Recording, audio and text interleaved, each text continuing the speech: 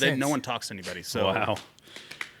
It's dysfunctional. What a racket. Yeah. I mean, just the thought of anyone from the city actually watching the podcast is kind of funny.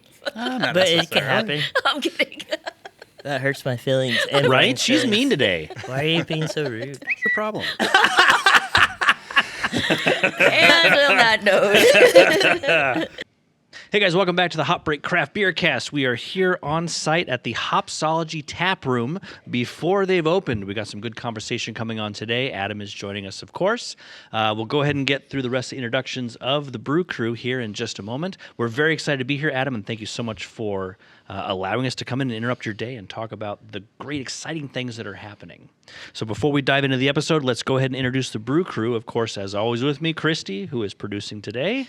hello. Christy, again, thank you so much for joining us. And as always, JB What's up, guys? of Vexet. Definitely check out his channel on YouTube, youtube.com/Vexet. He's got some great content and videos that he does of people exploring their passions and things they love to do. Thank you, Brian. Always excited to have him. Thank you. Thank you very much. Before we get into the episode, let's go ahead and roll the intro. Completely unscripted, delightfully unfiltered, and 100% fun. Sit back, relax, and get ready to have a great time as they bring you the latest in beer news, Ben brewing updates, and general shenanigans. And now, your hosts, the famed Brew Crew. All right, so as I mentioned before, we are here on site at Hopsology Brewhouse. Taproom and wine bar. Taproom and wine bar, because I know things have evolved and changed as we They go through. have. So, Adam, thank you so much again for letting us come in and actually be on site in the place, which you can tell still a lot of work to be done. A lot of work has been done. A couple days, we'll be open. Yeah, yeah. But we wanted to give everybody a peek at a lot of the hard work you guys are doing to actually bring this place together and really tie things up. And it's actually a massive space, so you guys have a lot of room in here. Yes. To do kind of what you will with it. Yeah. And I kind of want to start with a little bit of the history of kind of how you got to this point a little bit. And that kind of starts locally with your influence, where you kind of took over a longtime homebrew shop, the What Ails Ya. Yes. And that was, 3 years ago, 4 years ago? We start our 5th year in January. 5th year in January, wow. It's crazy. Yeah, 2021. So January 1st of 2021, we took ownership of What Ails Ya, Yeah. which opened up in '96. And Chuck Yes. has run it ever since. Yeah. And we bought it from him. Yeah. Yeah, it wasn't the plan. I didn't want to own a homebrew store because I know nothing. Not like Brian. Brian knows quite a bit about brewing. I know absolutely nothing. Fake it till you make it. That's Yeah, my motto. So now I have learned 90% of what I know now through the store because people come in and ask questions and you're like, well, you got to figure it out. Yeah. So you learn a lot about brewing just by teaching, essentially. Yeah. So it's been really nice in that aspect. But it all started because I had this idea at one of What Ails Ya's brew outs to have a tap room. Okay. And we were like, I was like, actually, what I thought about was, and if you're not familiar with the brew outs, have you ever gone to one? Oh yeah, yeah. We Okay. went to a couple. I love going to Chuck's Brew Outs. That was Yes. so awesome. So we would be back there, and people would just be driving in off the street, being like, "Hey, what's going on Mm-hmm. here?" Because what would happen is everyone would bring their homebrew stuff and set it up in the parking lot. Yeah. And so you got like 20 people brewing. People were sampling beer. Yeah. Couldn't sell it because Yeah. there's no liquor license, but they were sampling people's homebrew beer, and I was like, we need to have a location where people do this all the time. So I was like, oh, well, I'll get a warehouse and we'll just put people's homebrew stuff and they can be like a club, Yeah. And that's exactly what it would have been because there's no money in that. And I've always wanted to own my own business. So it evolved from there. I was like, well, let's open up a tap room and we'll serve homebrew beer. Okay? Right. Laws don't allow that. So we just kind of evolved where I was like, all right, well, I'll open up a tap room where we'll offer like brewing classes Yeah. and stuff like that. And Well, because you originally talked about doing like a brew on premise. That's correct, With a yeah. couple of different systems that people could come in and brew, and they would ferment it here, and then they could potentially serve it or have it on tap based on a license. But just the Arizona licensing does not allow that kind of flexibility to do that. No, not right now. So then, we follow the business plan because I've written probably 30 business plans. Yeah. And it all pointed to the sell of beer and wine. Yeah. And so that's kind of where we focused on doing a beer and wine. And then I was like, well, why not have a homebrew store in the tap room? That'd be kind of cool. So I Yeah. approached Chuck, and Chuck's like, I don't want to. He goes, yes, that would be awesome. And when you open up the tap room, you can buy the store. And I'm like, No. I don't want to own a store because I just wanted to be like a pro shop and a bowling alley, you know? Yeah. Yeah. That would And have been so- cool. Yeah. So he wanted to retire. Yes. So then we were getting pretty close to signing a lease, and then COVID hit. And so then we were like, let's hold off. And so then we kind of talked to Chuck, and he wanted to close. He was done. So he was going to close the store. So my wife and I Permanently. decided. Like he was going to be retire and be done with COVID. Yep. Wow. So we decided to, because his lease was up January of 2021. So his lease ended, and he wasn't going to sign again. He was like, I'm done. So we decided to buy the store first and then open the tap room Yeah. second. Yeah. And, 2020's hindsight, I think it actually worked out for the best because I've learned a lot about home brewing, learned a lot about the industry in general. Yeah. Versus just like opening up a tap room and then like, be like, hey, I'm here. Now, I've Well, been able to. And you have a good standing kind of within the homebrew community because of the homebrew shop and because of the regular meetings that like Barley Boys and Nancy Brews has and the competitions and things like that. So I mean, you have a really good following and a lot of people that are in your corner rooting for the doors on this space to open. That's correct. Yeah. Yeah. So I think that was definitely not the fastest way to open the doors, but definitely probably the smarter way to do it to build up the following and the fan base. yeah, and that was my idea about having a homebrew store. Yeah. In the tap room because I was like, well, he's been open for 20 some years. He's got a fan base. Guess what? Day Yeah. one he opens, I have all his customers as my customers. Right. Right? And so that's kind of how that came about. And you guys will be doing growler fills and things, you Yep. think? Okay. Yep, so we'll and that's do- great. You come in and get your homebrew ingredients, and you can get a couple of beers for the road, so you can have that while you're brewing. I mean, Yep. that's a really good match there, and especially because it's not just cans; it's on tap. Yeah. Really, really nice. Yep. We will have cans if you Yeah, want cans. We'll sure. fill crowlers. We'll do all that stuff. We Yeah. can do any of that. That Yeah. would be a cool shirt. It's not just cans, it's on tap. There you go. If I take it, you want royalties. JB's already always talking about the merch. So, well, and I also think It's it helped not just you about like the cans. Got it. wow. I think it also helped you guys waiting a little bit too because there's been a kind of surge in local breweries, especially in this area. So I feel like you're now able to expand your tap list too, where in 2021 they were just kind of starting out and didn't quite have the following yet. But now you've got a ton of new breweries that have opened up in a short amount of time. So Well, and a lot of the Glendale breweries too aren't necessarily distributing to everywhere, but if they are, it's a very, very select number of taps. So like Lake Pleasant doesn't distribute to like the Mellow Mushroom and a couple other places, and like that's it. They're Trevor's, kind yeah. of exclusive with that. So for you to be able to get on that kind of list, and for those smaller brewers that are local like that to be able to have that on tap, that kind of makes you a very cool destination because it's not just I could get this beer anywhere. Yeah. You know? And that's kind of the goal, especially like East Valley breweries or Yeah. Tucson breweries, Yeah. Flagstaff breweries. Yeah. All these breweries, we can now come here.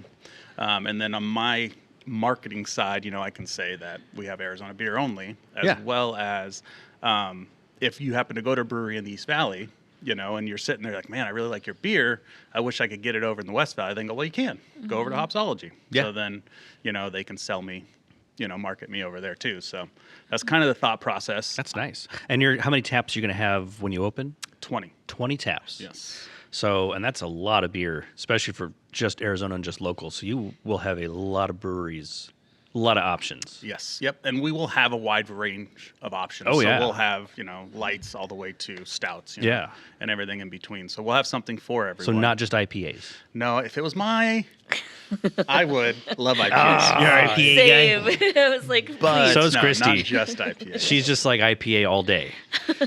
I like a mixture. Like I like a good IPA, but then I like to go dark sometimes. I get a Sometimes stout. like a lager or a stout. I love Porter. the variety and stuff. I do so, too. Yeah. And I love going to a brewery and I just say, hey, give me a flight. And they're okay, what do you want? And I'm like, you pick. Dealer's up. choice. Yeah, I love doing that. I don't know if they like doing that, but I like making them do that. Right. So Nice. I might get my revenge for people doing that to me. Yeah. Yeah. It's a dealer's choice. Okay. All right. You're getting all the sours, buddy. Yeah, exactly. Right. We Right. can't sell these ones. So how was your flight of sours? I have no teeth left. Oh, No, I think it'll be exciting when you get it open, and it's interesting going from the home brew into kind of more of the taproom hangout, and obviously the business plan has to change a number of times as you go, as you learn.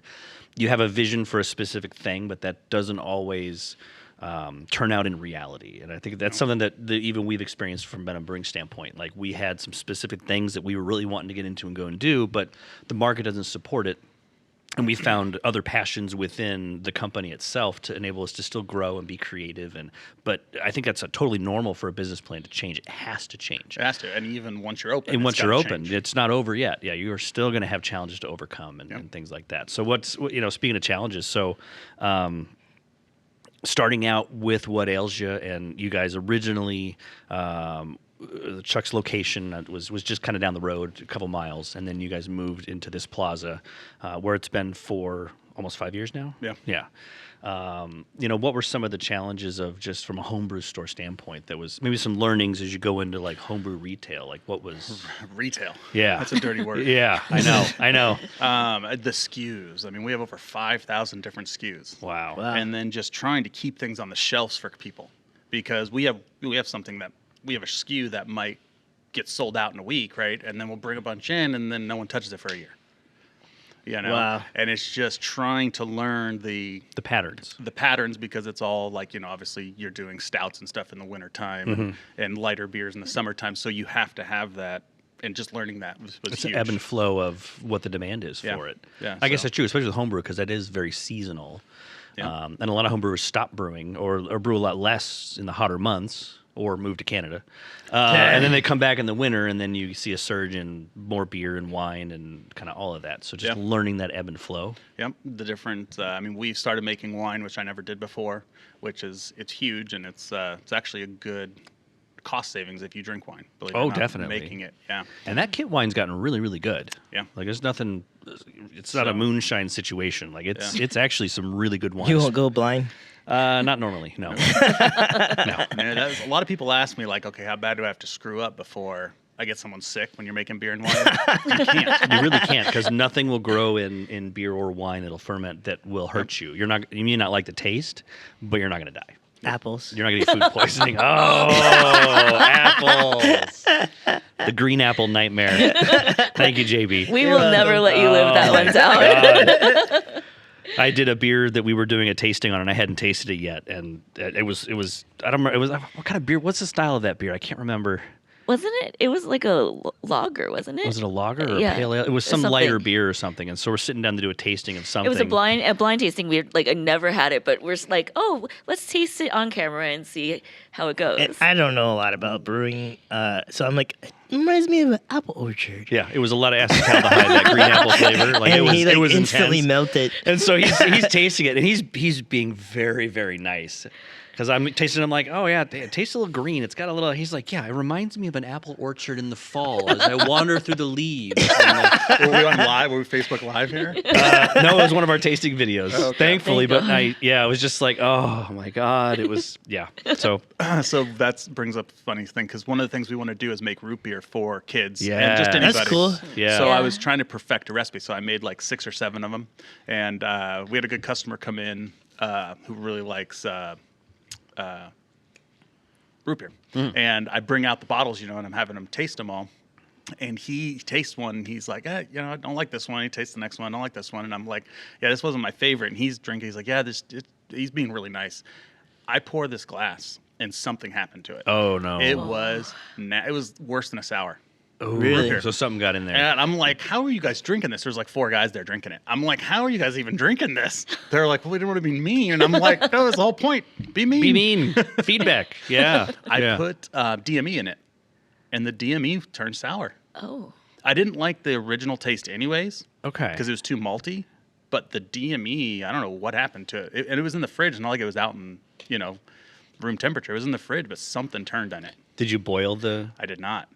Oh, I just threw the But DME was in. it a new packet of DME? It was. Oh, Yeah. that's weird. That I is know. weird, yeah. Because we've done a lot of no boil experimentation and things where we're not boiling DME, and we haven't had any issues with it turning, but it's a fresh pack. Yeah. And we're just But opening you're it. fermenting it, right? Oh, yes. Yes. I was just using it as sugar. I was using it because I So kind something of got a hold of it. Oh, yeah. Because when you okay. you taste DME, it's nice and malty. Malty, it's So I was like, delicious. that might be kind of cool in a root beer. That's a great idea. It doesn't work. It doesn't work. But did you die? No. No. No. But you learned. Yeah. And kind of like you said, just from the part where you started to kind of where you are now, you've learned about the industry. You've learned more about brewing. Do you think that your palate has gotten more critical? I don't think so. Okay. I'm totally the type that goes, yeah, I like this, or no, I don't like this. See, I don't have a great palate either. These two do because they're foodies and they're really, really. They're also mean when they taste beer. We're just honest. We don't want you to put out anything bad. We have your best interest. I appreciate that. You know what? And I'm laughing on the outside. I'm crying on the inside. No, but they have really good palates, and so they can pick out stuff, which for me, I mean, I love to brew. You know, I tend to be very technical, and I love dialing into stuff, but I don't have a good enough palate to be able to taste some of this stuff. So they pick out sometimes off flavors and things that I'm like, oh, I didn't even notice that until they pick it out. And I'm like, okay, nope, now I'm getting it. Okay, you're right. Yeah. Gotcha. So that's like one of the first times I met you. You brought in Chuck's still in the store. You brought in him a bottle of your Ice Bock. Yeah, and I think you gave it to him. It had to have been right when we bought the store. It was right there because he was there. I know you brought it in for him because he put it in the refrigerator. Yeah. And then I bought the store and it was still there. Oh, wow. So I drank it. How was it? It was really good, actually. And Ice Bock aged really, Yeah. really well. Yeah. Yes. So that one, when I bought the store, he has a refrigerator, and there was so much different beer. I mean, just bottles and bottles of beer that people gave me. He just put it in there. Yeah. He's probably getting like. And so I started drinking them. Yeah. And honestly, I mean, some of them were really good. Some Yeah. were not very Some were not good. so much. Yeah. Yeah. And that's kind of the gambit of the homebrew, of the market, you know, because we have the meetings in the clubs, and we'll get some that are really, really good, and some that they're still learning, they're still going through. And You have Yeah, a contest you know. coming up too, don't you? We do, yeah. And Thursday, it's our last Tomorrow, one. the last one. It's the last one at the store. I wouldn't Yeah. say it's the last one for Not for the club. group. We'll have to figure out a location. a new location, or rotate or something. Yes, but unfortunately, we have the liquor license does not allow me to have any alcohol Really? in That's not. in the location that's not purchased through a distributor. Yeah. Yep. So like all the wine that I have, I can't even because we have. If you go to the store, we have like big crates full of wine that we've brewed, you know, for family and friends and stuff. I can't even put it over here and say it's decoration. Wow. Yeah, we'll get fined for any alcohol that's not. Yeah. Wow. Well, and as much time and investment that you've got in this place, you don't want to Risk toe it. that line. Like, No, it's no, not no. worth the risk. Yeah. No, absolutely not. So with the combination of the homebrew store now coming into the Hopsology Taproom and wine bar. Yep. Okay. Taproom and wine bar. Yeah. Yeah. You know, let's talk about how that's kind of evolved over time a little bit. As far as you were originally going to have that kind of in the back part of The store. Yeah. the store, and then have more of the tap room out in the front. So how has that evolved over time? Well, securing, for one, we couldn't secure it. That was one of the big things why we decided to put it into a smaller space. But the other thing is just the space. Like if you go to the store, everything's spaced out. And so we can condense it. And psychologically, I guess, if things are full on a shelf, people buy more. So it might actually enhance sales Okay. by having everything full. We'll still have everything that we currently have. So if you're listening and you are a homebrew, the only thing that I guess that we will not carry anymore are the wine kits, actually. Really? So we're going to drop wine kits. Those were very seasonal, weren't they? They're not. They're seasonal, but also you can get them cheaper online now. And so unfortunately, we can't compete with that. So, and I have a lot of money tied up with all my kits. Yeah. And That's not the inventory enough, on the shelf, yeah. And not enough profit margins. Yeah. Because before there was free shipping, those wine kits are heavy. So you're paying shipping. So people are like, oh, I'm not buying that online. I'll go pick it up at the store. Right. So we were selling them. Yeah. Now you get free shipping. Oh, jeez. So everyone's like, well, heck, I can have it drive to my store or direct to my door, and I save $5. So they're like, all right, well, that's what I'm doing. So we're going to sort of start a new model. We just sent out a newsletter yesterday. It takes 5 days to send out, but Okay. it goes out in batches. Yeah. But it explains it. We will drop ship wine to you if you want it. If you want us to look for it, we can bring it into the store on our next pallet. Okay. So we'll just be more pre-orders, or we'll even show you how to buy it online for you. Okay. So, but all the supporting things for wine we'll still have: Okay. corks, shrinks, sanitizer, all that stuff. Yeah. So, Okay. yeah. Okay. Well, that's good. It's one of the things too. Is speaking of businesses evolving and things. Online sales, I think, especially our homebrew stores, has really been a big battle for a long time. Yeah. Especially post-COVID has been a really big deal. And it's something we've always said is support your local homebrew store because, they're there, they have the education, they have the yeast that you need last minute or the ingredients. It's a social thing. It's could you get it cheaper online for a lot of the stuff? Sure, but you need to be able to support local. Yeah. I think that's super important. So, for you to say that they can buy the wine kits online less expensive is true, but it still sucks that that's an aspect that's going away. And I think we mentioned this. I don't know if it was in the last podcast episode, but you guys are basically like the last homebrew store, other than one in Tucson. And one in Gilbert. There's one in Gilbert. Yeah. Brew your own brew. I didn't know they had a Gilbert location. I Yeah. thought because they closed the one in Scottsdale. That's correct, yeah. Tempe. Wasn't it Tempe? That was Brewers Connection. Oh, They Brewers closed Connection, yeah. end of October or something. End of August. End of August. Mm-hmm. And so the stores are just going out, and I think a lot of that could be online competition. A lot of it could be they've been open for so long that they're just ready to, like Chuck, maybe retire. Yeah, so that one was for sure. He was just done. Yeah.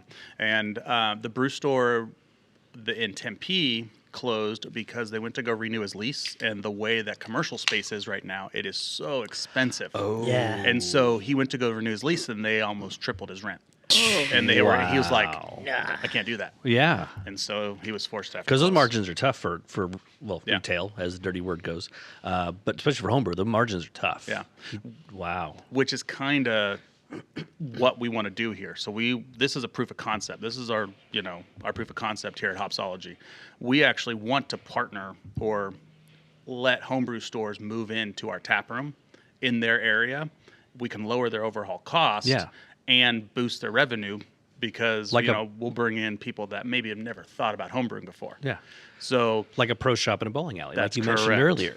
Yep. So that's the goal. Hopefully in 3 years, that's what we have on paper.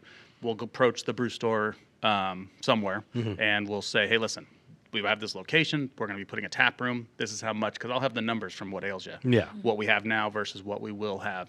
And I can maybe, convince them to come in like a pro shop. And I mean, I don't want to charge them huge on rent because the tap room should cover most of that. So Yeah. we're going to lower the rent on what ails you dramatically, which lowers the overall overhead cost, which hopefully will make it survive for the community. To be well, exactly, because Yeah. that's something that's gotten really tough from a homebrew standpoint. Is So homebrewers are aging out. There's less people that seem to be doing it. Yep. And so anything we can do to get people brewing and interested in the hobby again, I think, is crucial. yeah, which there's a lot of young kids that'll come into a tap room for craft beer. Yeah. And then they're going to be like, wait, what's that back there? Oh wait, I can brew my own beer. And so it might spark something that they maybe never thought about. Absolutely. Yeah. Yeah. So also the goal for this place, not when we open, but maybe the first year, is to actually get the microbrewery license so that we can do the brew on premise. Okay. So that's still on It the is. table. Yeah. Hopefully. But it's not, I have no interest in brewing like to scale for two reasons. One, I don't know nothing about brewing. Two, I have no interest in learning to brew on scale because Yeah. it's not, you can't take homebrew size and just multiply No. it. It's not- a there's different beast. Yeah, there's a lot of science in it, and I have no interest. Yeah. So it will be still homebrew size. So it'll be very small batch stuff. When we do classes, that way I can actually put that beer on tap and sell it. It might be gone in an hour. That beer's gone. So Yeah. nothing will be like the same when we do classes and stuff. So it'll all be. There's no. I mean, when you're talking about the science behind beer making, if you want to replicate a beer, that's where it gets hard. Yes. So that's what I'm saying. We might do like a hazy IPA, 2 times, but they might be completely different beers. Right. Even though it's Right. the same recipe, So that's kind of the goal. Plus it opens up where home brewers can come in and brew Yeah. That's pretty cool. and put their beer on tap and get a percentage of what's sold. Right. That's awesome. Which was part of the original vision that they were talking about Yeah. doing. That's genius. Yeah. Yeah. But it's just with licensing, that's very difficult. Yeah. So there's things like the liquor board, and they know what we want to do. And they. So Oh, good. We don't have to cut that part out. No. Okay.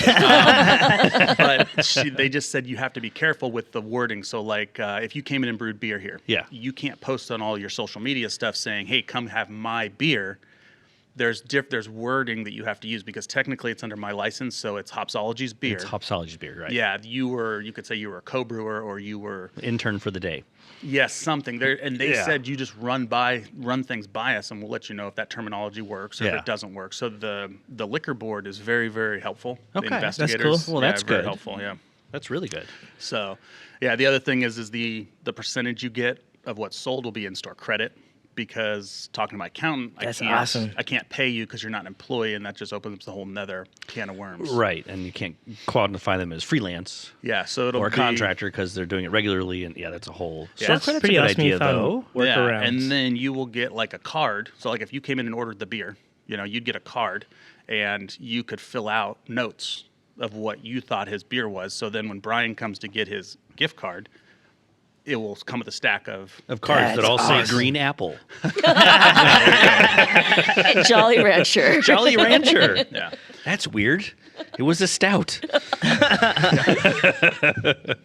That's pretty cool. You figured out the workarounds. That's Yeah, genius. and it's all, that's all in the future, and it might change, like we've Right. talked about. Yeah.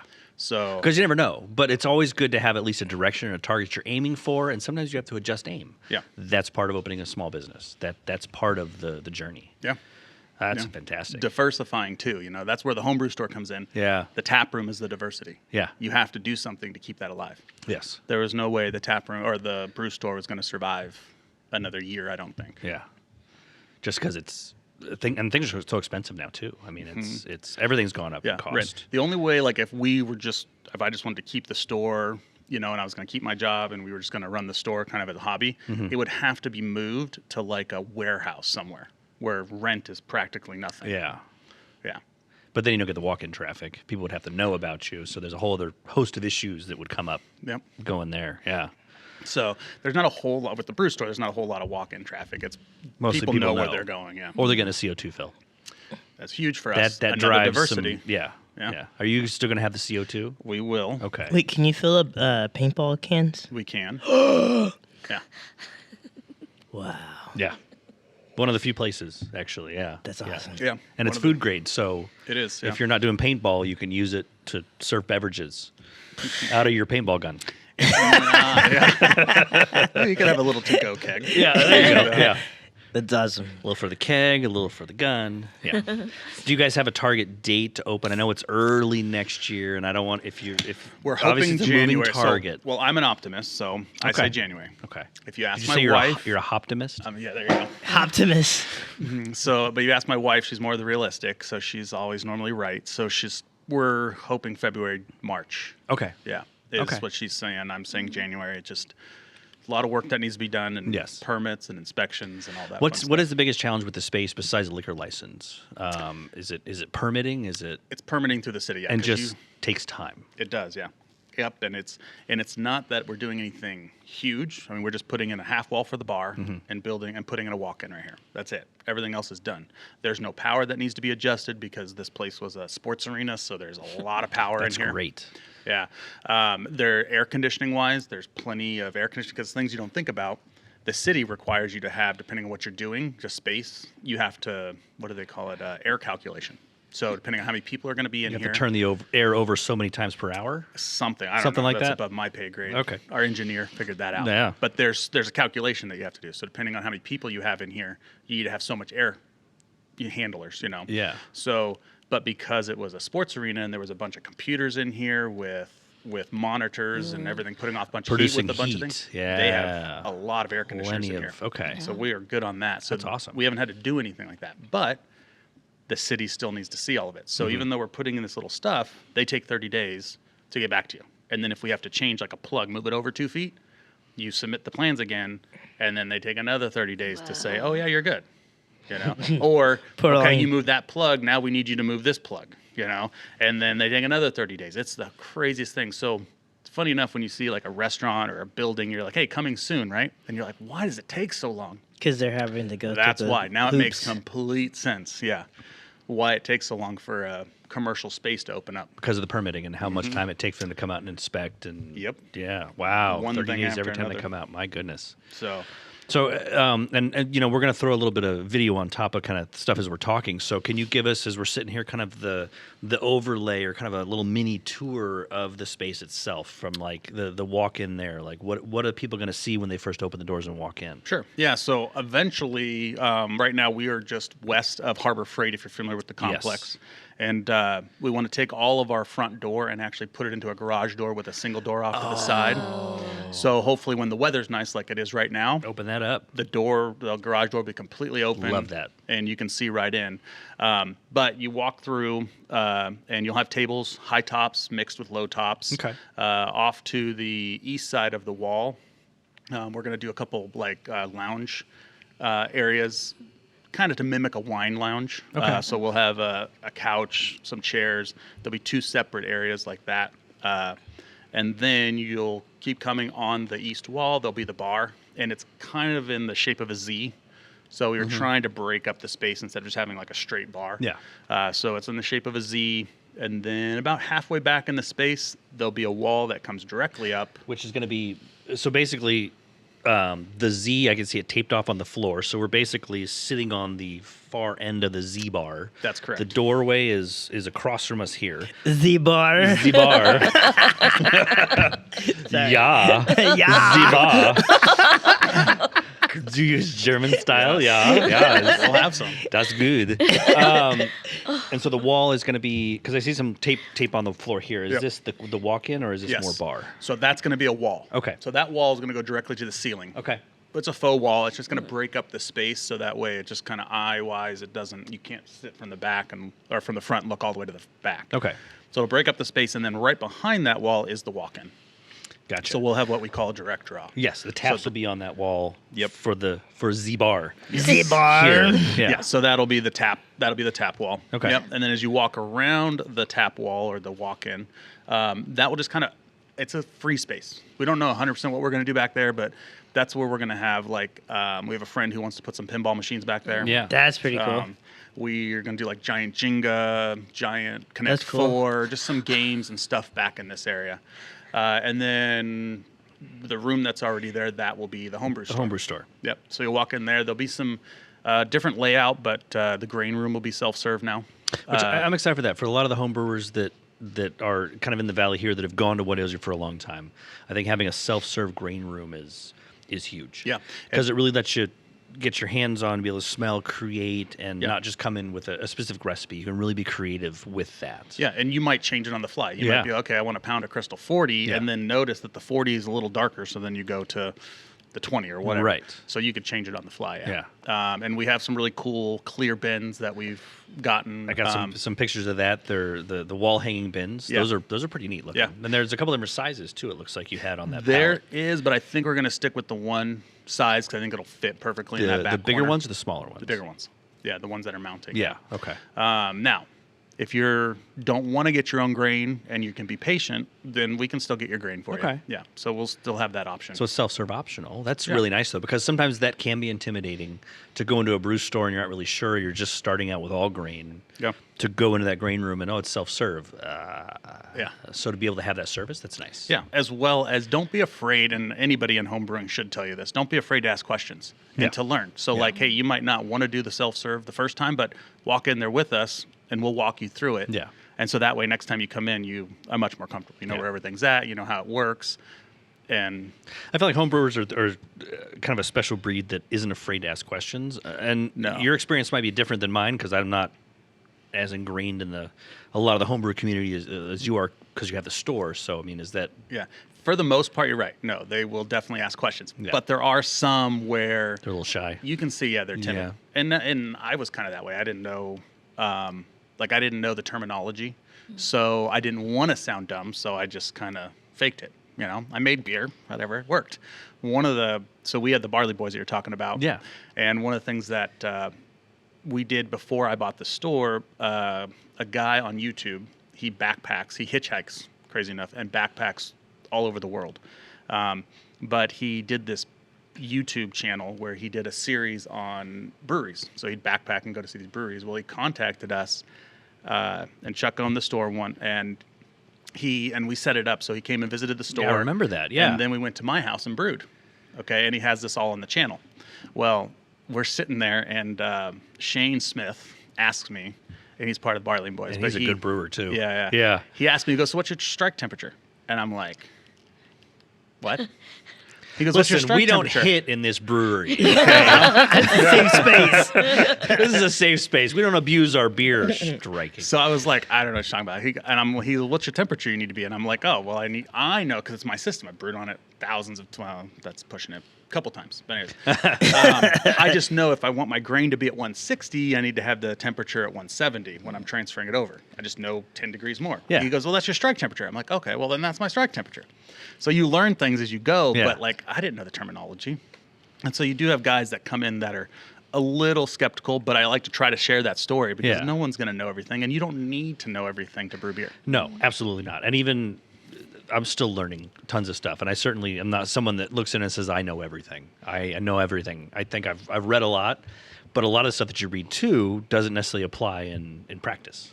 And Yeah. so it's a lot about brewing and having the experience to apply not just the theory but the practice of it. Yeah. So, And when I'm talking to people, either in a class or when we're doing brewing stuff, I say, listen, you're going to watch a lot of videos, and there's going to be different ways. There's 1,000 ways to brew the recipe. There's Yes. 1,000 ways to build your equipment. Yeah. I said the only thing I would caution you on is if you're watching a video and someone says you have to do it this way, just skip over him, go to someone else because he's so pigeonholed. He hasn't learned. So, right. so you might come up with a completely different way of steeping grain, getting Yes. sugar off of it, Yes. boiling. I mean, however you come up with it, Yeah. go with it. Yeah. Just the goal There's is a to million have different fun. ways to get there, and it doesn't matter how you're brewing or what system we're brewing on, which is something that we've kind of said from Better Brewing is our tagline is respect the craft. Doesn't matter how you get there.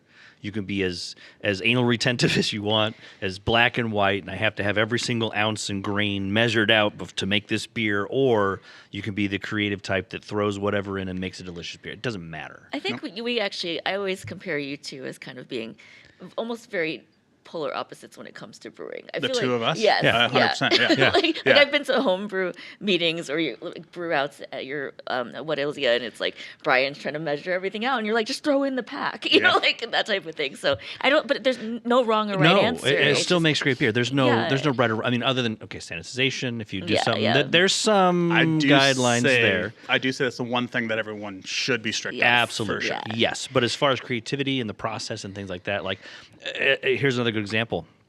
I've always been of the opinion that you don't squeeze a grain bag. Absolutely not. And I've seen comments online like, That's what she said. Well I've been played, waiting JB. all day to push that button. Well played. It worked perfectly, too. he had to reach over to get the soundboard. I'm not going to Sorry. say what that's called. Okay. Anyways, so we were. Damn it, JP! I lost my train of thought. Sorry. Squeezing the grain bag. I've been Squeezing the bag, waiting yes. all day for that. Squeezing the grain bag. That's what she said. So I've always been in the opinion you don't do that because it extracts tannins and things. And I've seen a lot of people online that are very divided in that camp where they say, no, it doesn't do anything, and those that, yes, it absolutely does. So we did a couple videos, some experiments and things, and we actually learned through the whole fermentation that actually, it's not as big of an impact as you would think, or not at all, depending on what you're brewing. Like, it's not a cardinal sin to do that. That's great because I am the squeezer. Hit it It's again. coming. That's what she said. There we go. But yes. So in my kits that I came up with at the store, the extract kits, they all say to squeeze the grain bag. Mm-hmm. So when I'm doing classes, That's what she said. Every time. We're going to take that away from him, I think. I'm starting to Sorry. feel uncomfortable I with all this apologize. reaching. Yeah, easy with the reaching, JB. I'm done. but I do explain, and when we do classes, I tell them, hey, it's 50-50. And then I let them decide, Yeah. are we doing it or aren't we doing it? Yeah. I'm not even going to say it this time. And I feel like with that type of style, I mean, you think about someone like Tyler with Kitsune, like I don't think we'd have some of the really cool beers that we have that he produces without experimenting a little bit and just kind of, let's try these flavors and see if that sticks. You know what I mean? Like, I think there's a good methodology to being exact and precise, but then you have to be a little creative too, or we won't get a lot of the cool, fun beers Yeah, that we're absolutely. You have to have both. You have to kind of have both sides, for sure. Yeah. Yeah. I don't know. Like I said, I just don't know if I have the I know I don't. I just have no interest in learning the science behind brewing to scale. People ask me, "Do you think this will turn into a brewery?" And I'm like, if it does, I will have to hire a brewer because I don't want to know. Yeah. Now, if I hired that brewer and he told me what to do, I would have fun doing that. Mm-hmm. Like if he wants to sit in this office and calculate everything, and then he tells me to go dump 50 pounds of grain or 50 bags of grain and mill it, and I'll do that all day. Yeah. I'll push buttons, turn things, move Yeah. valves. Yeah. That's fun to me. I just don't want to know how he got to that. Right. Yeah. Makes sense. No. Yeah, no, there's a lot of biochemistry in the brewing world, and it's interesting too. Just especially getting in the breweries and talking to the brewers and things. And there's some extremely talented local brewers out here that are just so good at what they do. Dexter, sorry, not Dexter. Marshall and Nick, both of those guys are like just phenomenal at what they do. And I've watched Marshall brew a couple times, and he's like takes notes the whole time, trying to keep everything accurate.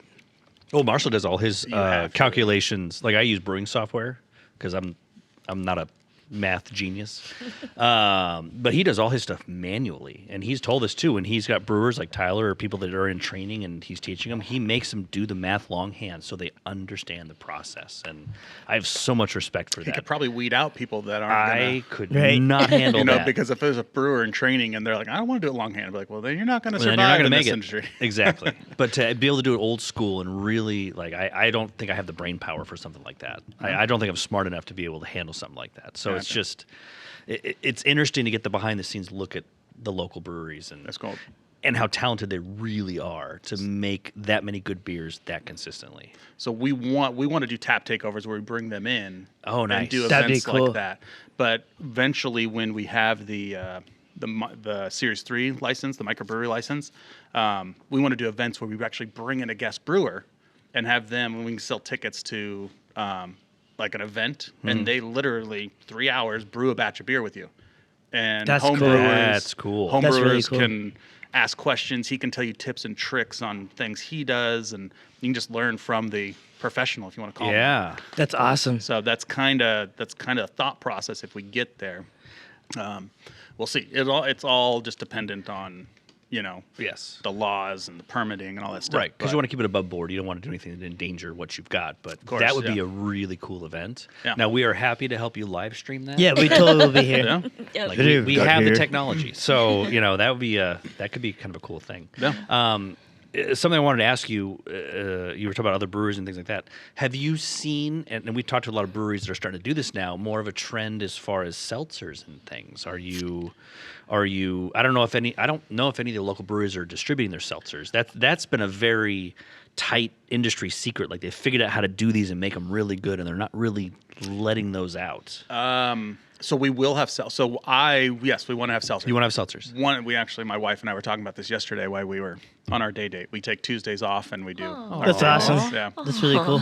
But we talk about seltzers, but the problem is it's a malted liquor.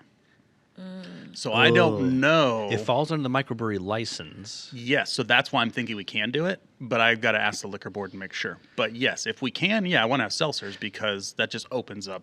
I think the realm we were for talking to people. Dustin at Lake Pleasant the other day, and they said that they were trying to find a spot to put seltzers, and luckily for the microbreweries, it falls under that license. Now, I don't know if there's varying levels of microbrewery licenses, so I can't speak to that. There is. You have the Series 3, and then there's the big one like Four Peaks and stuff like that. But Okay. but no, we don't see like Colorado has like a nano brewery and microbrewery, and they have different scales. Yes. Where us, we just have the microbrewery. Yeah. Yeah. Okay. And then the big one. So it might fall under that purview for production, and Yes, those but- are tough. But if it allows them to brew it, I don't know if it falls in the Series 7, which is what I have, which is beer and wine. That's my yeah, issue. yeah, So okay. if it does, then yes, we want to have it. Anything that we can have, we want to have. I mean, because it just opens up that realm. And I think, if I'm not mistaken, I think Kitsune does it where they have just a regular, like plain seltzer on tap. Okay. And then they have a bunch of flavors. So So don't they add it to the plain seltzer. Yeah, so they don't have, they're not taking up, 4 or 5 Couple taps with different They have flavors. one tap, and then you can pick, you want to do strawberry, you want to do cranberry, whatever flavorings they have. Oh. Well, that's a neat idea. Yeah, That's so neat. that's That's cool. kind of, if we can do that, I want to do that because that's one tap, and then that gives the customer a range of a bunch of A different. bunch of That's pretty options cool. without taking away from the beer. Yeah. And one of the things that you were mentioning, speaking of taps, and we kind of talked about it off camera a little bit, but you're going to have one tap that's separated all by itself. Yeah. So the goal is, so I guess we will have 21 taps. Okay. Because the one tap will be, so we'll have the tap wall. We have 20 taps together, and then one tap will be off by itself, and we want to focus on a charity. So every month that charity will change. Okay. And then all the proceeds from that one tap will go towards that charity. Wow. Yeah. So that came from my mom. She's passed away now, but she is. Was very was- big into charity. She was, yeah. And helping so people. Wow. she started a charity in Tucson that I wanted 1 month to do and then donate everything to that charity. Yeah. But they've since closed. So we'll find something for her, though. That would have been a great Yeah. first month open, Yeah. first charity on that tap Yeah. to honor her. Oh, So- that's a shame. But, and then there's a beer. So she drank gin and orange juice. Like, when I was growing up, it was always gin and orange juice. And so, My kind of the woman. correct proportions. yes. So for her memorial, I was brewing beer, so I actually made a gin and orange juice beer. And I wanted, you know me, I don't perfect any recipe, but this one I've been trying to get down nail because it. that's the one beer every year I want to put on tap for her. Okay. So I might, if we don't have the microbrewery, I might have to talk into one of the guys locally to help me Like brew a gin it. and orange juice. Yeah. Now there's no gin in it. No It's gin? Just, it uses like the Juniper berries? Yeah, juniper berries. Okay. There's other floral stuff that's in it to give yeah. you that Medicinal. gin. So it'd be like a hazy, It was a wheat beer. a wheat beer. It was Okay. a wheat beer. It'd Yeah. be cloudy. Yeah. Okay. Yeah. So yeah, it was gin, and it has like a gin. I don't know if you've ever tasted it. I had it at the store a couple times. No, Yeah. I don't think I tasted that. So we had it for the wheat competition. I did it. For the I Marlin did Boys. not show up for the wheat competition. okay. I don't like wheat beers. Ah, So I missed that, much So, to yeah. my disappointment now. Yeah. I didn't realize I was going to miss out on that. no. So we'll see. But that's Yeah. kind of the goal of that one tap because we want to, we want to help the community, and so we'll focus on different charities. And having it be off by itself will allow a customer to be like, "Hey, what's that one tap about?" Exactly. And then it just that's It us. starts the conversation. Yeah. Yes. So Like, that's why, kind of the- why is that one all by itself? Yes. Yep. And I had this idea to do that, and then last year I was in Denver at a brewery, and they did that. There was like 20 taps, and then they had this one tap way off by itself, and it did prompt me to ask what it was. Yeah. Now in that case, it was root beer that they Okay. make. Oh, wow. Yeah. So in that case, it was root beer that they make. But I was like, oh well, that actually. Because I sat at the bar watching like 6 or 7 people ask them what that one tap was. Right. So I was like, oh well, this. That's a good conversation I guess starter, it's gonna work, especially yeah. for a charity. And that might trigger people to more get that beer to support that. Yeah, sure, yeah. That's Depending on what great. it is, yeah. Do you have 12 charities picked out? Oh God, I haven't even done any. Oh, okay. We have no idea. But I mean, I was just thinking like that's a lot of charities to do every year.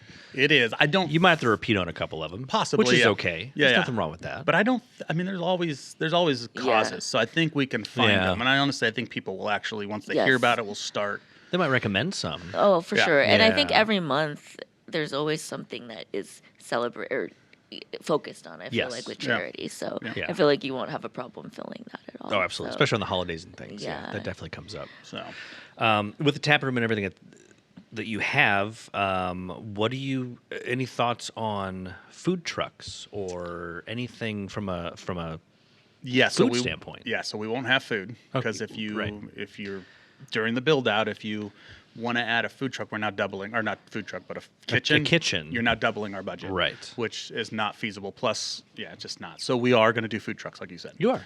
Yeah. So we'll have like free popcorn and stuff like that, hopefully for people. But yeah, we want to have a food truck. Hopefully, maybe not to start, but the goal would be anytime the tap room's open, there's a food truck. Okay. Okay. So, but the first year we might not be able to pull that off because we won't have our numbers. But moving past that, I can now approach a food truck and say, "Hey, last January I did blah blah blah," and I can get them here, and then Yes. they can prepare appropriately. Yeah, for the how busy they're going to be, and, Yeah. and a lot of I know there's a big symbiotic relationship between food trucks and the microbreweries, and that can sometimes be a challenge because sometimes they have flat tires or something happens and not always there. But once they've gone through and worked with a number of food trucks, they kind of have those that are more consistent and show up more often, that people really like, and so they kind of build a little bit of a following or a group that they like to work with. Yeah. So it's great that you're going to have food as an option. JB could probably recommend quite a few food trucks. He does have some favorites. Wasn't there a pizza one that you liked, like a wood-fired pizza? I don't remember the food name truck? of it. That's the problem. What? Oh man, there's another one. There's a taco one.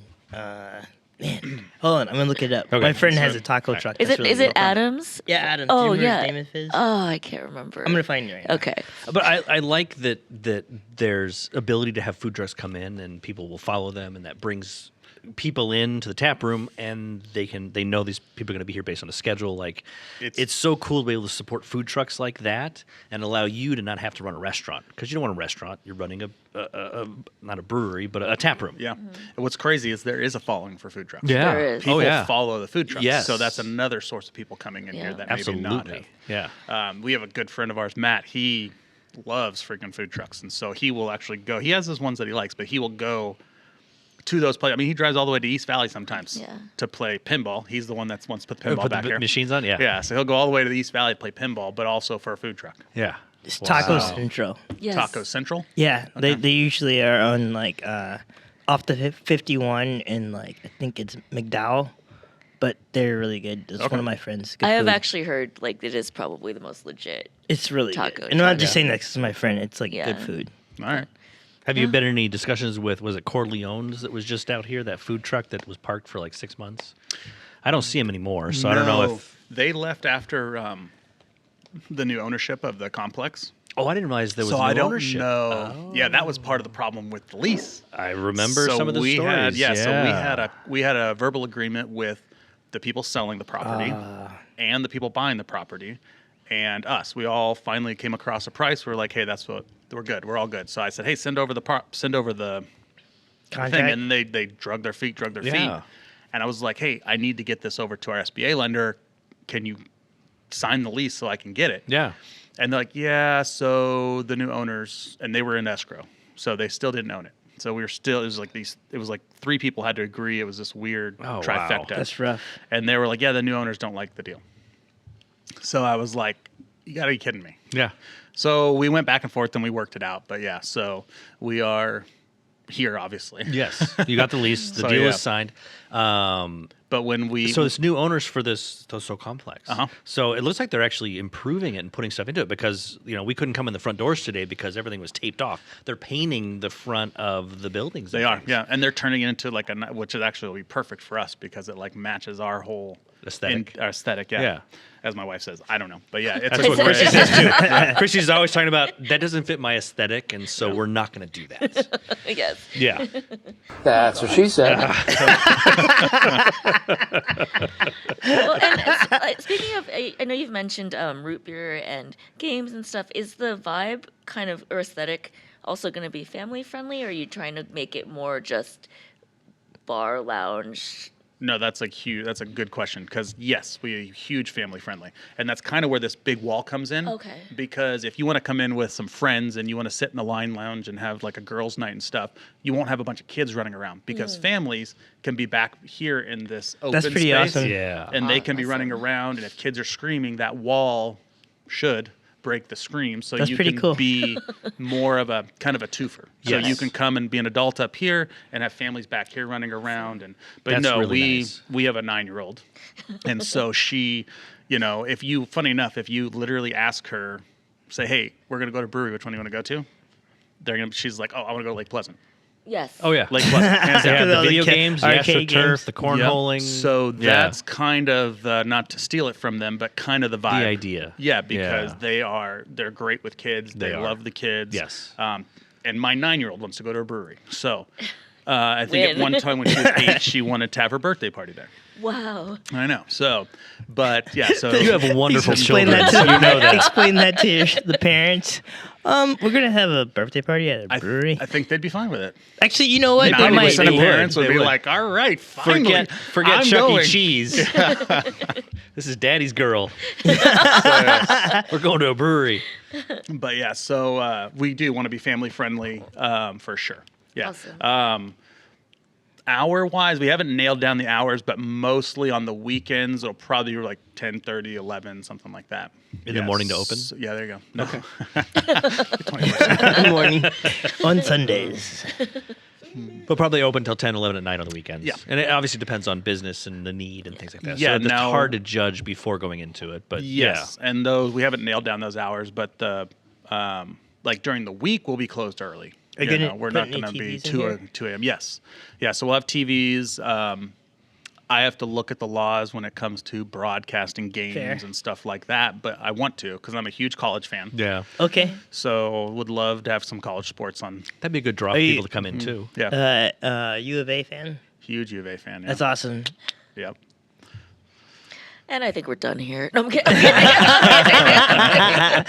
That's Well, this year I don't know what they're doing, but Well, it's interesting to talk about the sports because a lot of that has changed as far as how you get it because it used to be over the air, the football games, but now some of it's only streamed on Amazon or like there's so many different things. Like I don't even know how that would work.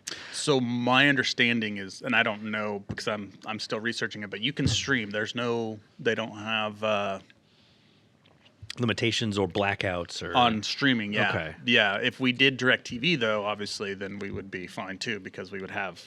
But DirecTV doesn't have a lot of things, and like the Pac-12 network and not stuff like like they that. used to. Yeah. Yeah. So I don't know. We're still researching that, but yes, I want to have games, TVs. That'd be cool. We're not going to be a sports bar, but yeah, I Yeah. want to be able to have. Good to have the those. game on when you need to have it on. Yeah, Yeah. especially on Sunday Yeah. and Saturday. Yep. Otherwise, it's Sesame Street for the kids. I mean, Yeah. you can kind of go anywhere.